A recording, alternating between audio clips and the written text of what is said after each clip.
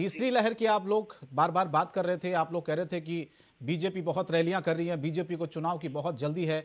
जब चुनाव आयोग ने आप लोगों से पूछा कि भाई चुनाव होने चाहिए या फिर नहीं होने चाहिए, आप लोगों ने कहा जी होने चाहिए चुनाव। तो तीसरी लहर का हमें कोई डर नहीं, कोरोना का हमें कोई डर नहीं, ओमिक्रॉन का हमें कोई डर नहीं, ये सिर्फ आरोप लगाने के लिए चीजें, चुनाव तो हम चाहते हैं। फिर शंकर जी, जब दूसरा कोरोना काल शीर्ष स्तर पर था, उस समय बिहार में और बंगाल में चुनाव कराए जा रहे थे, ठीक ना। और जिस समय बंगाल में ममता बनर्जी जी चुनाव लड़ रही थी और भारतीय जनता पार्टी चुनाव मैदान में थी, उस समय लोगों के उत्तर प्रदेश में 100 गंगा और जमुना के किनारे, गंगा के किनारे दबाए जा रहे थे। लोगों की चीख पुकार मची थी। उस समय चुनाव हो गए तो वहां के बिहार के चुनाव क्यों नहीं रद्द किए गए?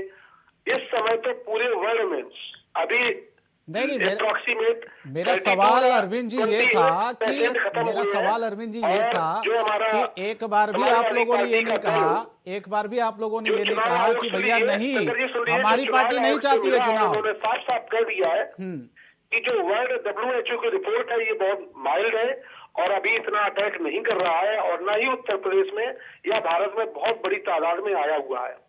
पिछली जैसी स्थिति नहीं है। तो इंतजार कीजिए, फिर खूब चुनावी रैलियां हो, चुनाव प्रचार हो, उसके बाद फिर परिस्थितियां पिछली वाली जो हुई थी वैसी होगी। भारतीय जनता पार्टी और भारतीय जनता पार्टी के बड़े नेता सबसे पहले उन्होंने चुनाव आयोग में अपने हिसाब के अधिकारी उत्तर प्रदेश के बिठा दिए गए हैं, जो चुनाव आयुक्त वगैरह है वो। यही तो आप लोग आरोप लगाते थे ना कि पूरे सरकारी तंत्र का दुरुपयोग दरअसल भारतीय जनता पार्टी करती है, लेकिन चुनाव आयोग के अधिकारियों ने पूछा ना सर, चुनाव आयोग के अधिकारियों ने आप लोगों से कि आप लोग चुनाव चाहते हैं नहीं चाहते हैं? एक बार भी आप लोगों ने ना नहीं कहा? हाँ बोला ना आपने पूछने पर। तो अरे भाई, हम क्यों, जब हमारे पक्ष में बहाव चल रहा है और उत्तर प्रदेश में ऐसी कोई अभी, अरे तो फिर क्यों कोरोना की बात आप लोग करते हैं सर? तीसरी लहर की क्यों बात कर रहे थे? क्यों दूसरों की रैलियों पर आप लोग सवाल उठाते हैं? ऑक्सीजन नहीं मिल रही थी जब भारत में चुनाव, तब नहीं रद्द हुआ, ठीक ना। तो आज